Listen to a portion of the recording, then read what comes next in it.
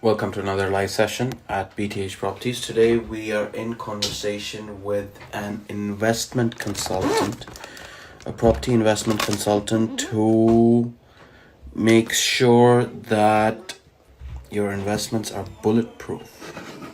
And this is something that I want to speak about because in today's day and time, and it's good to know how a property investment can be bulletproof. So we're going to get the property investment guy on.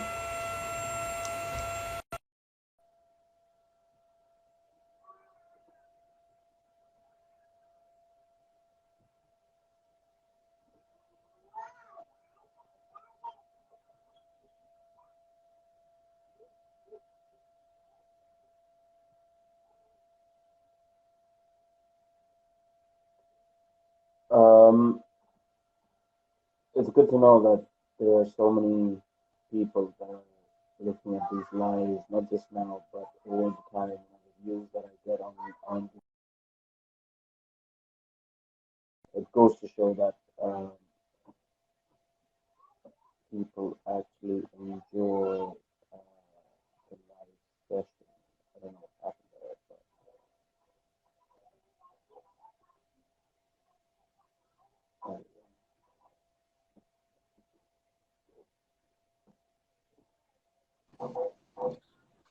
hello, Success. how are How are you? you? Good, good, and I'm yourself? going to turn you up. Hang on. Yeah, same here. I have to turn you up. Man, you are really, really quiet. Can you hear me? Hello? Yeah, just about. You got to speak up. But Hello? it's just a little bit quiet. I've had to put you on a VPN because of where I am. So the connection was Oh, really poor. So I apologize if there's any sort of pause. you're in Dubai, aren't you? I'm in Abu Dhabi, so I'm in the capital of the Yeah, UAE. Everyone thinks yeah. Dubai is the But they capital, don't, but they I'm don't, they down the don't road. So about an hour allow, away. they don't allow Instagram Live, do they? No, they don't like it. They don't like anything. So they don't like anything that's free. They like charging people for the whole lot. Can you hear me They well love it. now? Say again. Can you hear me well? Sort of. I've really got to listen. Let So me take this off. Let me take this headphone off. Can you hear me now? Hello? yeah, it's sort of the same volume. That's okay. We can muddle through. Don't worry. Give me a second. Can you hear me now? Hello? Yes, I can hear you perfectly now. Okay, so those headphones are a bit of a pain. Anyways. Yeah, I think. Who were you speaking to yesterday? Davies. Who was the girl? Uh, the, You were talking about commodities and yes, yes, India alternative David. investments. Right. So it was pretty much the same there. Oh, is it? So you couldn't hear what I was saying? Yeah, but you had to listen intently. Oh, is it? Okay. So I think these headphones are shite. Yeah, Um, they just kind of muffle you a bit, and we don't want that. We want of to hear course, what you've got to say. of course, indeed. It's good to know. It's good to get that feedback. I should have read the comments. Maybe someone posted on there. So we all know you as the property investment guy, the property investment guru. If you can just introduce yourself as to who you are, because I even don't know your real name. So if you can tell me who you are and what you do, and then we can take it forward. Yeah, okay. So I've been in the UAE for 10 years. So I came here in 2010, and I actually came here as a portfolio asset manager. So I did that for 6 years. So I was dealing with ultra high net worth individuals, and I had a clientele of around 100 very loyal clients and managed all different asset classes all the way through to property as well. So that was until 2016, and then I decided that I wanted a bit of a career break. So I sort of had a 2-year complete break, and I turned into a full hippie, went to Thailand to do sport. Travel. I started, then I went back to the UK. I built a couple of businesses, fun businesses in the UK. So I've got a bit of an interest in a wakeboard park. So I'm a wakeboarder as well. I wakeboard for Great Britain. So that's one of my shirts, and European bronze medal, just there. Amazing. So I like doing fun stuff as well. So I wanted to give something back, so I effectively spent a lot of time teaching kids how to wakeboard, and did a couple of other businesses on the side, and a little bit of property investing as well. Can I just stop you there? I can see the Yeah. light behind you. The light? The light. Don't you use it? That one. I've got two others here. Oh, okay. All right, cool. So I've got a few around that I do for videos and that sort of thing. I've ordered my one just recently, so I'm waiting for that to come through. Have you? Yeah. So I would probably, rather than that, because when you have one of them and you got it in the middle, it just blinds you. So I don't really like it. It's more for sort of Instagram photos and people doing makeup and things. So I don't really get on with that. What I do get on with are these LED pads. The big one. So, but I don't have them facing me. So I have them facing into a corner. Yeah. And it lights up the corner. It makes it a little bit better for when you're doing this sort of thing. Good stuff. Good stuff. So like I mentioned, your first name. Yeah. We all know you David. have property investment. I know. Right. Sorry. Yeah. Everyone David knows you, Broadway. investment guy. Yeah. So David, before we start, you mentioned that you're looking into asset classes, property, you're doing sports, you're doing all that kind of stuff. You know, you like traveling as well. Coming back a few years before you started all of this and you moved to Abu Dhabi, to the UAE to get onto this journey. When you were at school, college, university, things like that, did you always think about that I want to get into property or managing assets for people, or was there a complete separate dream or aspiration that you had? A doctor or lawyer or accountant, Right. architect? Good question. Strap in. I'm going to tell you a story. So my first career, I was a Royal Naval officer. Okay. So I went to Britannia Royal Naval College, Okay. and I was an officer in the Navy, and I was an air traffic control officer. Okay. So I always liked math, and the thing about being an air traffic control officer and controlling aircraft, everything's process. So what I learned from that is it doesn't matter where you think you need to be. You can achieve anything as long as you break it down into small enough chunks. So step A to B to C to D, all the way through to where you need to be, to Z, is just about working out where you want to be, working out what that timeline is, and then breaking it down into small manageable chunks. And that's what I kind of brought to this sort of business as well. That's what I did in asset portfolio management. And the whole thing when you're with a client, whether it be property or any sort of asset class, is to work out what the objective is, because there's too many people who want to make investments and they don't know why and how to plan it and why they need it. Of course. So this sort of brings me on to my first point, really, and that is the first thing that I do when I sit down with clients is to say, hey, look, what do you want to achieve? I mean, is the objective to build a structure to pay you an income for the rest of your life for when you don't want to work? Because at the moment, you know, you and I, we're part of a new generation, and we have to think about things completely different. Digital generation. The previous generation, they were jobs for life, pension schemes. All they had to worry about was to pay off a mortgage.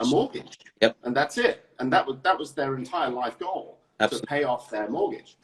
So pensions now, because people are living ridiculous ages compared to what they were 30 years ago, because normally you retired at 65, and then you essentially had to have a pension for 10 years before you sort of passed on. Exactly. So now people are living 90. more than double in retirement years. So pension schemes just don't have the money. Getting at the age of 99, raising 32 million pounds for the NHS.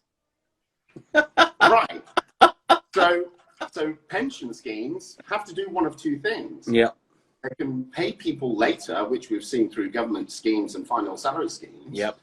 Or they can pay people less, which we've seen as well. So it kind of drops down to us that we realize that no one's really going to look after us apart from us. Of course. So And now I think it's suddenly hit home to a lot of people that passive income as well is incredibly more important than what they thought it was, because suddenly the world is this strange COVID-19 dystopia that we never thought was a possibility, which shows how fragile the world is. Absolutely. Absolutely. David, you mentioned that you were at the Royal Navy. How long did you do that for? I was in there 5 years. And did it sort of shape you into the man that you are today? Because I know that the people that go into army or any kind of, Marine, Navy, it be Royal Air Force, whatever, Yeah.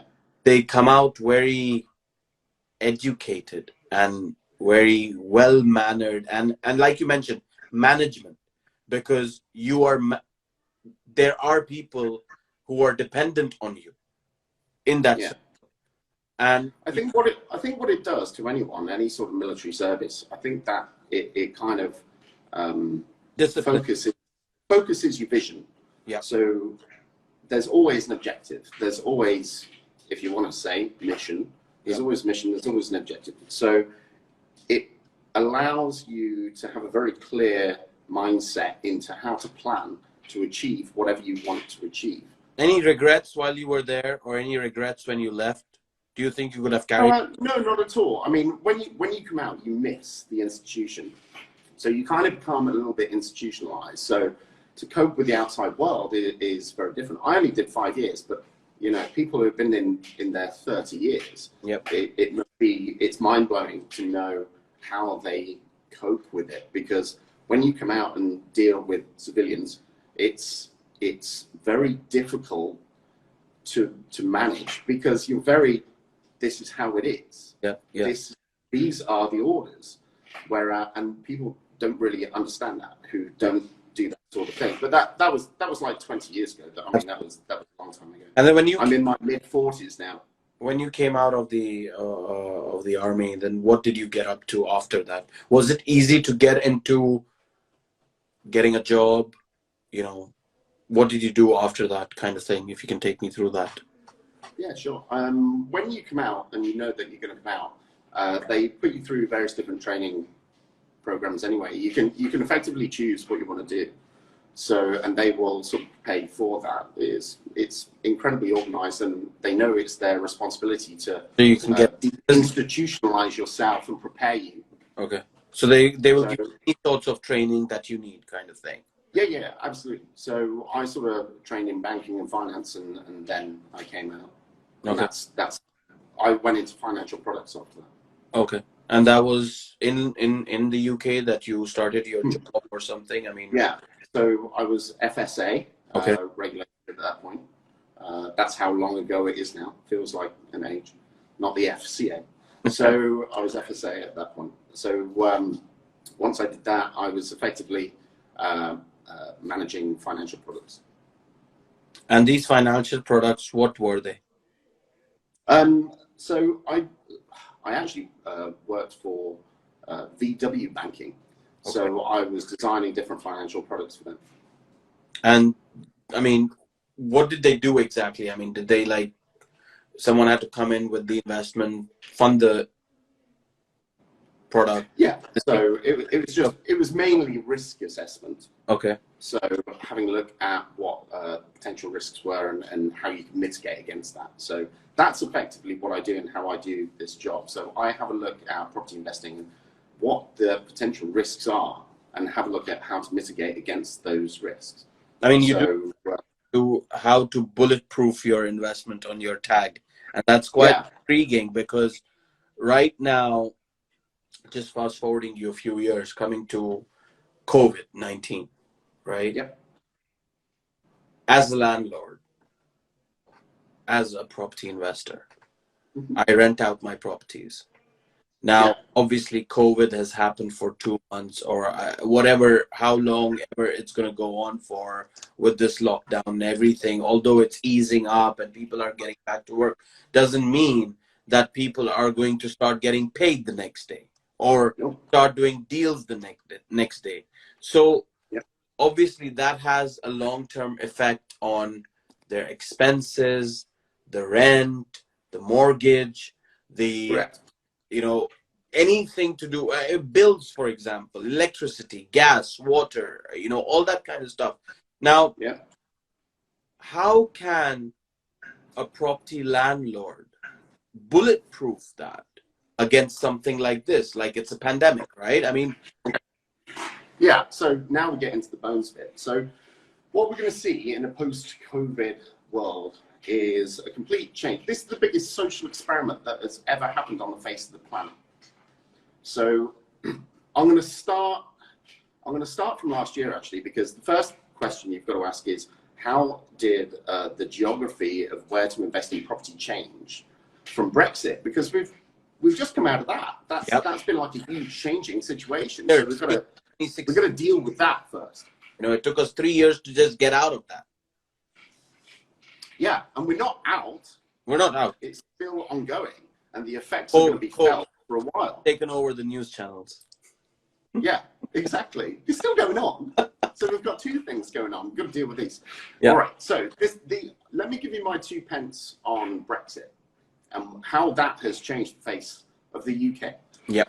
So London companies who have been reliant on importing services and goods from Europe suddenly are now realizing, well, not now, they've realized it for a while, that they have to adapt and overcome because they've got to apply taxes to the products that they are selling. So suddenly their costs go up and they've got to pass that on to the consumer, which that's going to have a knock-on effect of pricing themselves out of the market in comparison to other people who do similar stuff. So effectively what you've seen is industry moving from one place, i.e. London and the south, which is relatively expensive in terms of premises and labor and so on, and then moving to places which are much cheaper from a premises point of view, but also labor's changing.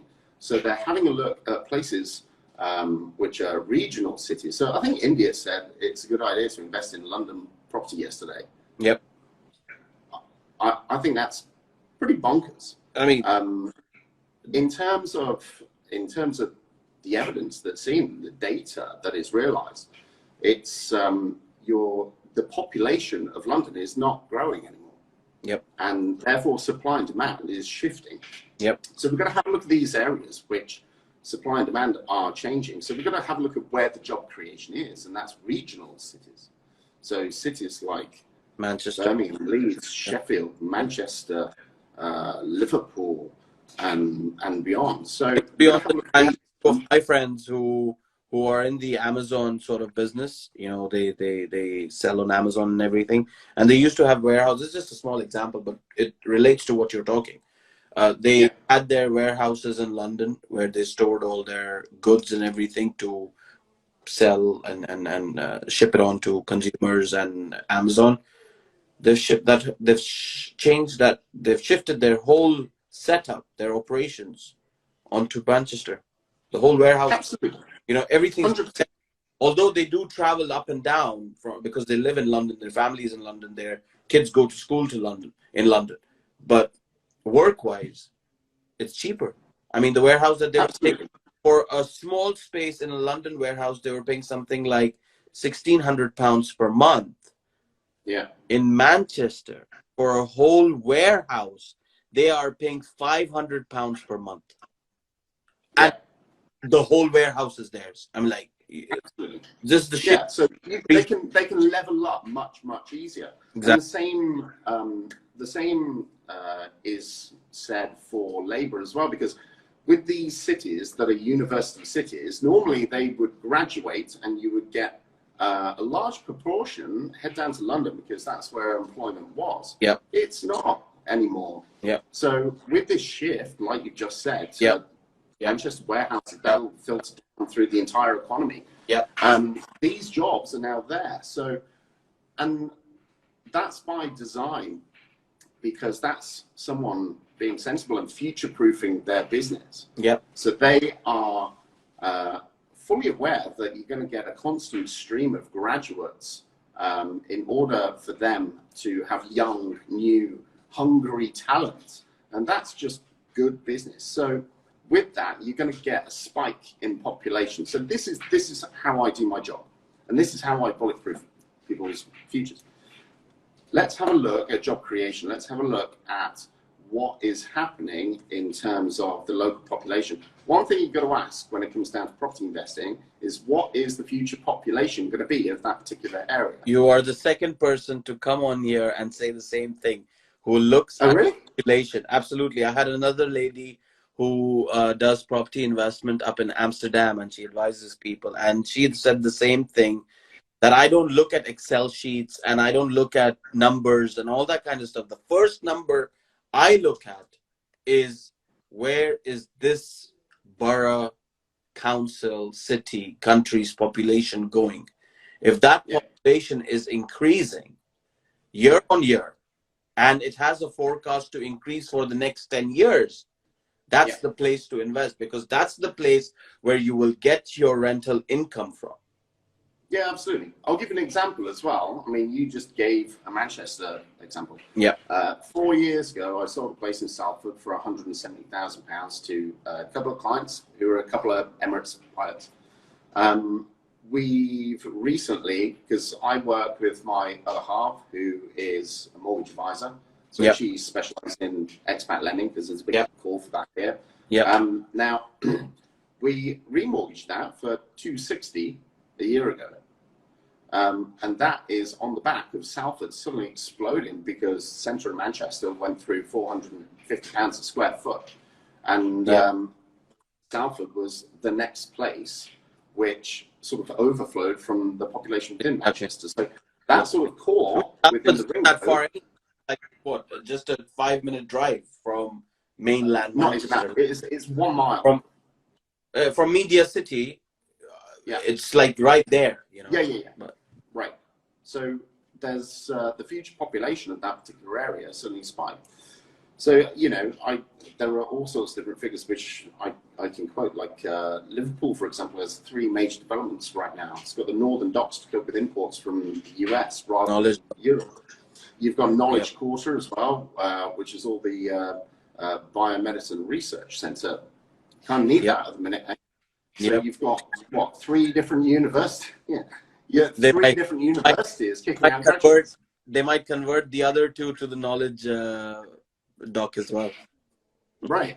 So, and then you've got the northern docks. I mean, that's a little bit sort of up in the air at the moment, because there's a lot of money that's obviously propping up other businesses. But Liverpool, I mean, I had a look at the top 10 rental yields in the UK. I think it was like 5 of them which were in Liverpool, top 5 postcodes in the top 10, top yielding. Because you've that's got where to be careful. People are going to study, right? Universities. And this is what I talk to you about as well. Like, we saw the news yesterday that Cambridge has now axed all their face-to-face lectures until 2021. How? Wow. Exactly. Now Cambridge and other universities are going to follow pursuit. Like, they are going to go ahead and scrap all their face-to-face interviews, and we're going to have face-to-face lectures, and we're going to have virtual lectures. So how is that going to play up on the HMO market? How is that going to play up on the rental market? For example, Liverpool, Manchester, all these university cities. How are they going to cope up? How are these landlords? These developers have now given out guaranteed rental incomes. True. These students don't come. Yeah.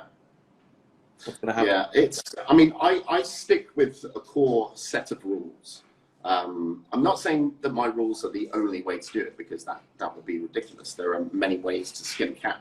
Yeah. But what I do is put these rules in place for me and my investors in order to mitigate as many risks as humanly possible that I can do. Yeah. So the first thing that I do, once I've identified an area that has an increasing population, is obviously look at what's being built. So if there's the projections are 25,000 new jobs within that area in the next couple of years, then I'll have a look at how many properties or dwellings are being built within that area as well. If it's So 5,000, then you know house those 20,000 people. 5,000 people or whatever. Right. Yeah. So that's what I'll have a look at. If I identify an area, then I'll have a look at developments around that area and see if once I've done the due diligence on the actual developer and make sure it's fully funded and everything is absolutely kosher, then I will suggest that to my clients. So this is what I do with my other half. We provide a turnkey solution and take people through the entire process right until it's rented and it's money in their back pocket. So, but one thing I'll have a look at is who are we marketing to? What cross-section of the population are we looking at? I much prefer smaller 1 and 2 bed apartments, which are nice to live in, which are going to be attractive to graduates, because I know that they're going to want to keep their credit score clean. And I know that they're going to want to start a family and buy their own place in 5 or 6 years' time once they've got a deposit together. And they've got a job. So the likelihood of them not paying you is less than, you know, for example, if you have HMO. I mean, HMOs for me carry too much risk. I know they work very well for a lot of people. And the yields are great, but in terms of a hands-off sort of investment, you know, if you've got 5 people in one building, you've got 5 opportunities for them not to pay you, and then you've got a problem getting them out. You've got 5 different bathrooms that may or may not need to be maintained. Yep. So there's a lot of potential costs that I can't predict there. Obviously, I like leaseholds rather than freeholds because I get lease problems, because effectively I'm paying a service charge, which puts a lot of people off. But to me, that's an insurance against a future massive cost, like a new roof, for example. So I can manage it on the cash flow. So if I can predict a lot of times these developers or freeholders who charge the service charge and ground rents, no, obviously it's held in an escrow account and everything like that. But sometimes you hear of stories that the money has been used and there's no communal works taking place, or there are no, you know, like you mentioned, the roof, all these leakages that happen within a building, they don't tend to happen. Then all of a sudden, at the end of, let's say, 10 years or something, that someone's bought their apartment, they receive a massive bill saying, although you've been paying service charge, but now you got to pay this cost towards. Well, you got to make sure you check the contract, and you got to make sure that you do the due diligence. You got to ask those questions, but that so you got. There's so many developers that go against their contracts. We see it every single day. Man, I mean, how do you mitigate against that risk apart from doing regular checks? It's a difficult one.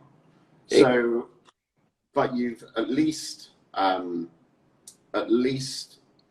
once you've done those checks, that's pretty much all you can do. I mean, apart from sort of forming a committee within the building and having them oversee what is happening with their money, which you're entitled to do. Yeah. And these reports are published amongst developments that are being built, or that are new developments, right? Not the old. Yeah, I mean, I stick to fairly new developments, so something that's got a 10-year, you know, building warranty on. Yeah. Because I know that there's not going to be any nasty surprises. The only nasty surprises that I've had are sort of terrace houses and sort of 2 up, 2 downs. Just because you can't really, you know, they were built so long ago, you can't really see what the problems are until you do a home buyer survey and so on and so on. So effectively, that's what I do. I stick with something small, which I don't really need to worry about. I can diversify a lot more rather than a larger £300,000 unit into £250,000 units. So that's what I try and do. I try and buy something which is easily marketable. It's not going to have empty months in between tenants. It's got to in an area with a very low TOM, time on the market. So I know I'm going to be very consistent. Consistency is the key, and making sure you get paid is the key as well. Population, you look at new builds, you look at the regeneration, and how long that property has been on the market. How long do properties in that area be on the market to get tenanted, correct? Yeah. So I'll give you an example again. So I've just completed on, do you know Solihull? Yep. In the southeast? Yep. So Solihull's something that I've had my eye on for a while, Coventry Road. And the reason for that is because it's got a diverse industry. So you're right next to Birmingham International Airport. You're right next to the National Exhibition Centre. You're right next to the future, hopefully, the HS2. Yep. Then you've got two great big industrial parks, Arden site and something called the Hub, that are being built there as well. You've also got Jaguar Land Rover. So you've got all these industries around on that road, and then you've got 10 minutes to the centre of Birmingham. So it's incredibly well connected with the M42, M40 system. Yeah. And so I completed on a unit which was 6.5% gross yield, 5.5% net for my clients. So I'm more than happy with that. But the capital growth there is an opportunity. I mean, this is one thing that I want to speak to you about, because the difference between speculation and investment, people kind of get mixed up. It's like gold yesterday. People don't invest in gold. It's not an investment to me. It's buying a lot of stuff in the hope that in the future, someone's going to buy it off you for more money. And that is an investment. That's speculating that's going to happen. But it may happen. With property, right? Is it? Absolutely. I mean, if there are two ways to invest, in my opinion. Yeah. Either buy bits of companies that make a profit and are going to pay you a dividend at the end of the year. That's one. Or a property where you invest a certain amount of money and you're paid a certain amount of rent back every single month. But then with both of them, your end goal is that this is going to appreciate in value. It be shares, it be commodity, it be property, whatever.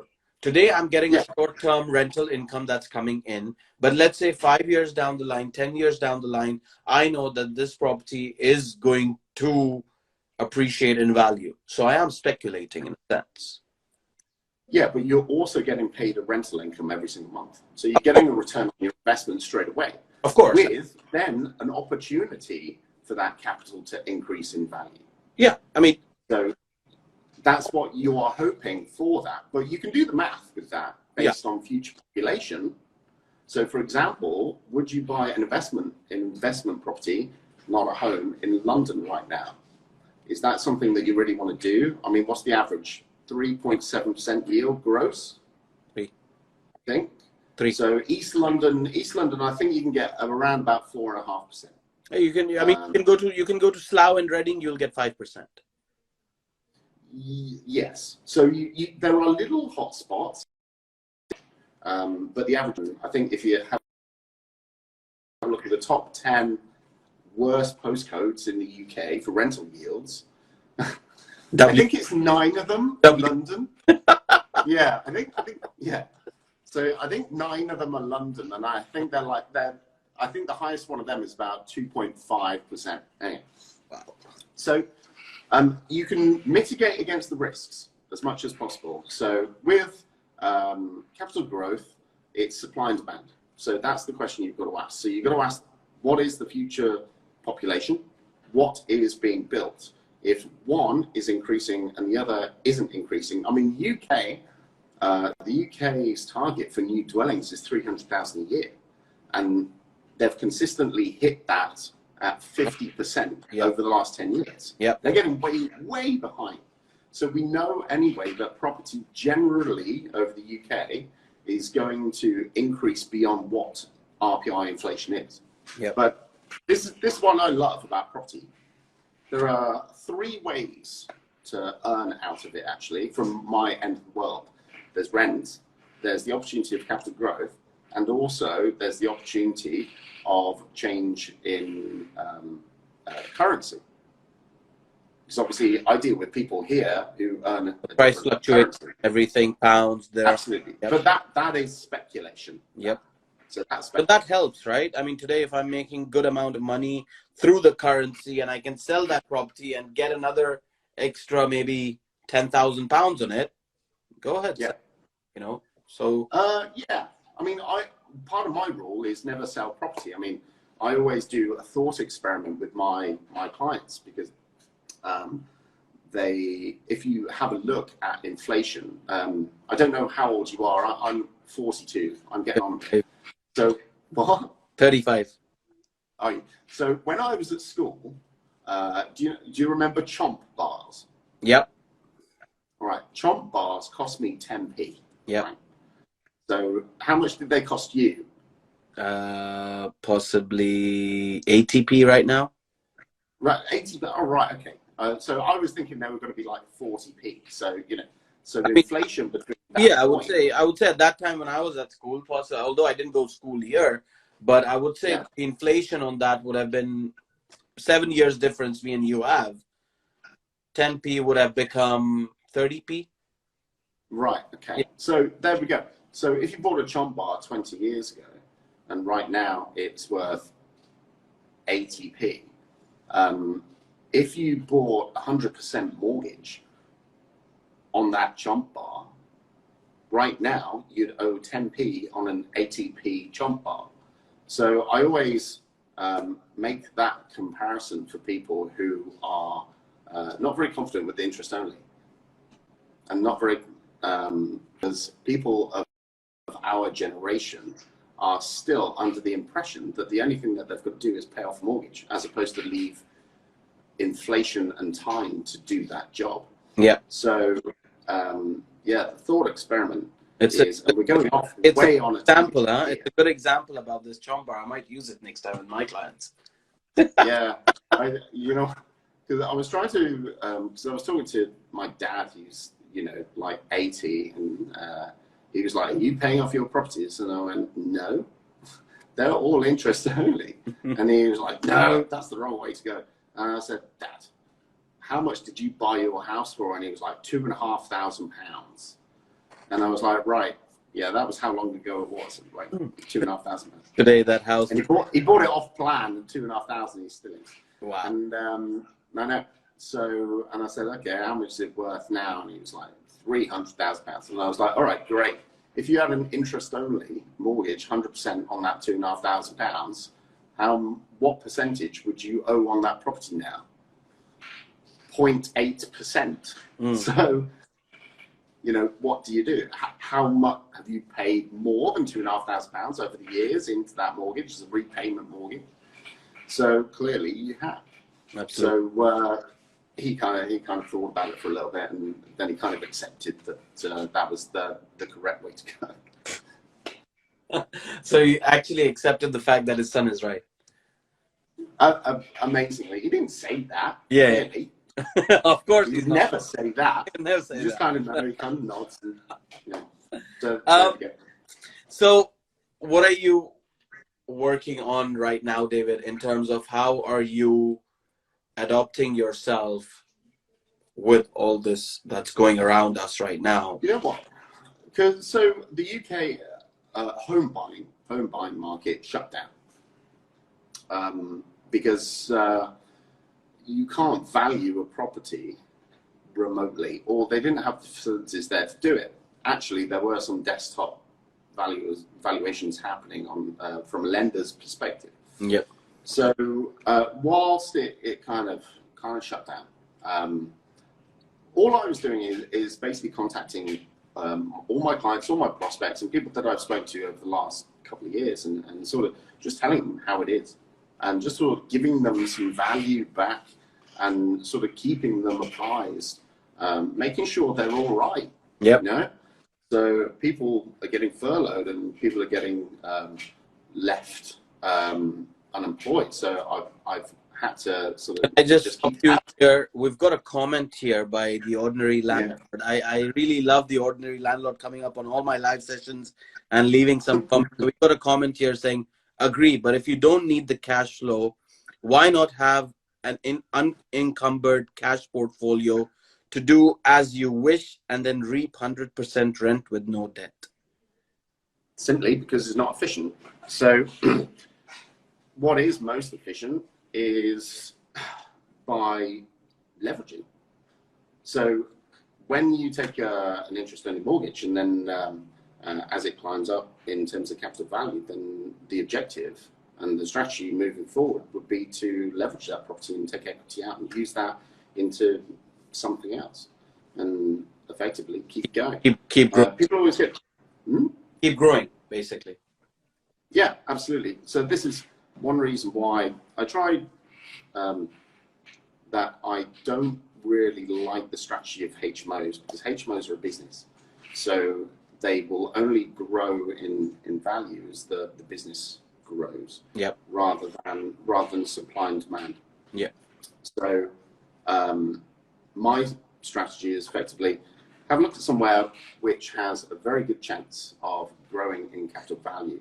Then have a look at sensible LTV. That was one thing that India was very right about. Yeah. You need to stress test by having a decent sized LTV in the event of a downturn. Because two things can happen in a market of confidence. Property prices will increase as the demand for home buying increases. In those situations, as the property value increases, that's when you have a look at what it's worth and have a look at a remortgage, have a look at whether or not it's a good idea right now. So if it's not, fine, let it tick over. If it is, great. Let's have a look at the cash flow. Let's have a look how much positive cash flow I've got right now. Let's have a look at how that will change. Might be able to reduce the interest rate. I don't know what the situation is in the future.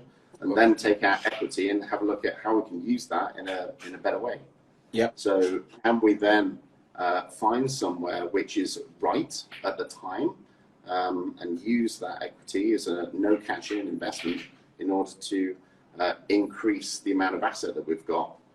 And then we've got another property growing in capital value. So, and then repeat and repeat. So I'm just having a look. One of my properties in Warwickshire is sort of at that point now where I need to have a look. I kind of put it on pause because while we went through the COVID situation, because, well, we haven't a clue what property prices would be. Yeah. Funnily enough, I'm just having a read right now. What was it? There's a journal, mortgagesolutions.co.uk. So they've sort of published literally about an hour ago where the demand for property jumped 120% in the week since property market emerged from its coronavirus lockdown. Analysis by Rightmove has showed. There we go. How's that hit you? It's great news. So, perfect news. Yeah. Check this out then. Average asking prices of all property up for sale are 2% up from this point last year. That's a good fact.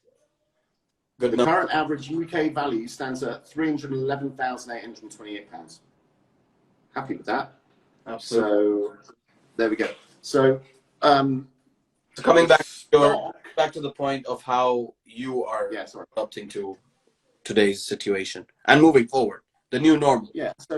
So moving forward, I think it's important for everyone to look at what opportunities are out there now.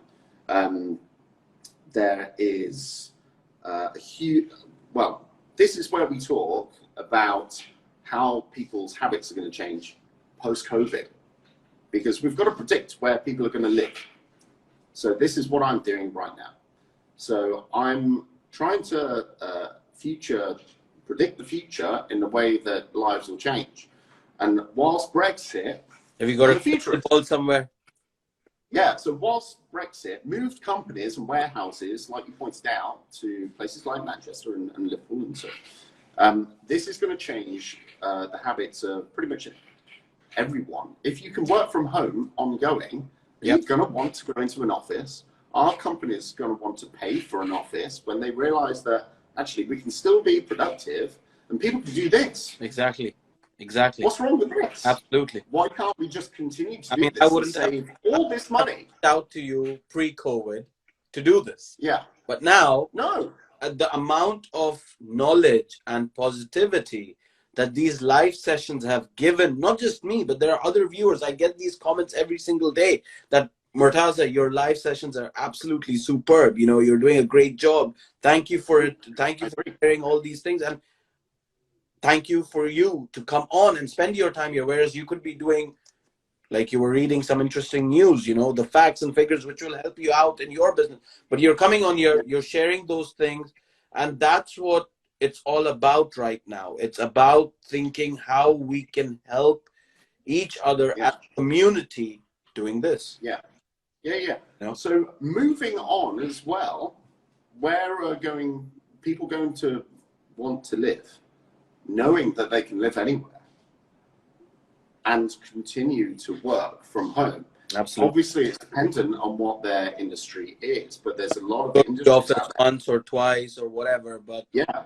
So right in the heart of cities, more property. Let's say, take Liverpool, for example. I've just signed up on a great property with 20 units in, which is an old converted bank, which is absolutely beautiful, because it's a great strategy moving forward, I think, for two reasons. One, it's a great place for people to go and work from home because you're in the heart of it. So you can pick your laptop up, you can go downstairs to Costa and have a coffee and continue working and still be sociable, get that human interaction. of course. So they're not out in the sticks. They're not out in other places that I would have considered. So it's going to be the best of both worlds there. But also, this is something that a lot of people don't cotton on to. If it's a good long-term let, you've got to ask the question as well, is it a good short-term let, Airbnb style? Because that's a possible way where you could increase yield. Obviously, right now, no one's doing Airbnb. That's dead. I mean, I would say that there are operators that are now coming back, and they are, and they will. Now it's open again. Exactly. Now it's open again, but like hotels are closed.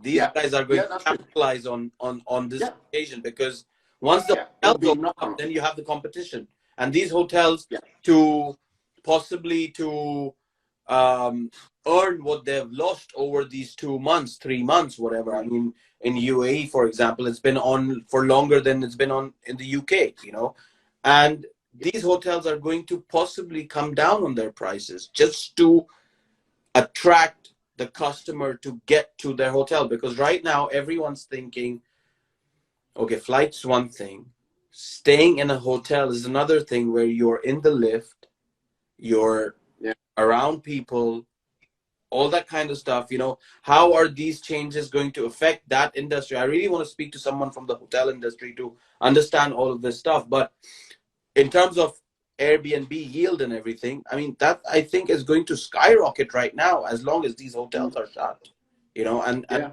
mean, but absolutely, you've got to consider that, and that's a good way to sort of project your inner futurist is to have a look at things like that and whether or not there's an opportunity there. So when I look at an apartment or an investment opportunity, I look at the flexibility in it. So is it a good long-term let, and could it be a good short-term let in the future? So if you're that flexible, you can switch. Absolutely. So right now, it's not a good idea to do short-term let. It will be at some point, especially for the one that I've already completed on near Birmingham Airport and the National Exhibition Centre. I mean, that's going to be crazy busy. Absolutely. And so what do you? I know that.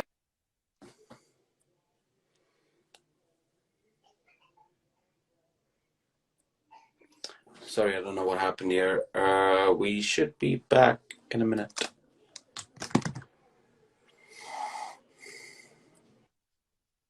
All right, we're back. Sorry, my VPN knocked off.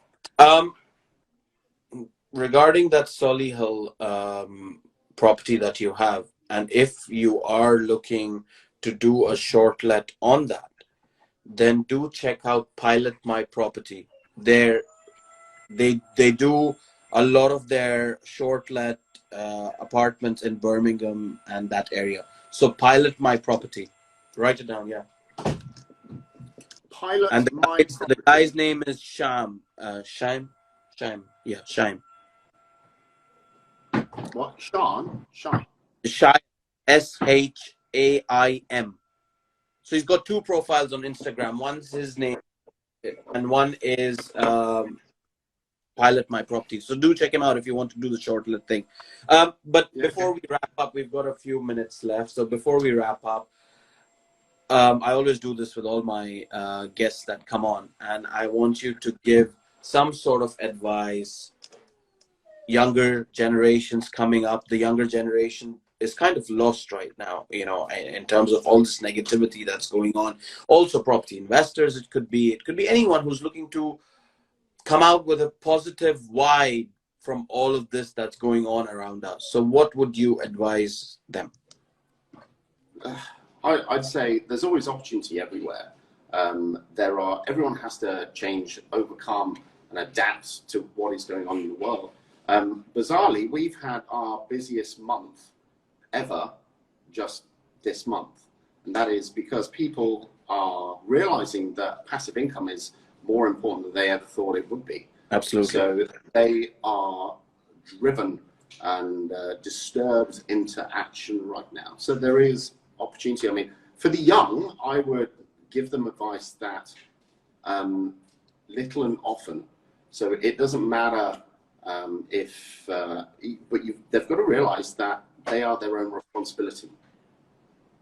No one is going to look after them. They are not entitled. Absolutely. They have to take stock of what's happening in the world and make a plan. If the plan changes in the future, fine, change the plan. Yep. But if you haven't got a plan and you haven't got an objective, you can't see the light at the end of the tunnel. And if you can't see the light at the end of the tunnel, you don't know how far it is. I think on that note, I will wrap this live session up. Thank you so much, David, for joining in. There's been some amazing points that you've covered in here with all your bulletproof your property investment. How do you look at property as a consultant, as a broker, and how do you advise your investors and clients on what property to go for? It's been absolutely amazing speaking to you and discussing these points. So thank you so much for turning up on this live session today. No Possibly worries. I might do one with you in a few weeks, a month's time, just to come back and see how you're doing, how the market's moving for you. So thank you so much for coming on. Thank you for having me. It's been really fun. Absolutely. Can't wait to be back. Take care. See you later. Bye-bye. Take care. Bye.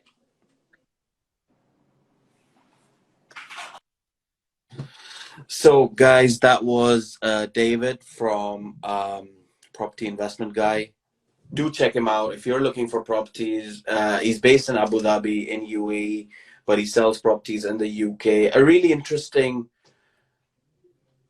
5-point bulletproof my property investment tactic that David's running. I mean, some of the things that he mentioned in here, like the example about the chomp bar, it kind of opens up your brain on how to analyze a property. I mean, I didn't think of it. I normally go in and I would be like, okay, here it is. This is what it's going to pay you. This is the return. Think about the return. But this is, like holding your ear like this, but doing the same thing exactly like. But it's good. It's good to know all these points. Good to have all these points on board. I'm learning. I'm sure you're learning as well. Do join me in later on this evening at 6 p.m. where I've got an agent all the way up in Florida. So that should be good as well. Thank you so much to all the viewers. Thank you to David. And see you soon. Take care. Whatever you're doing, enjoy the sun. It's absolutely beautiful outside. Take care, guys. Bye-bye.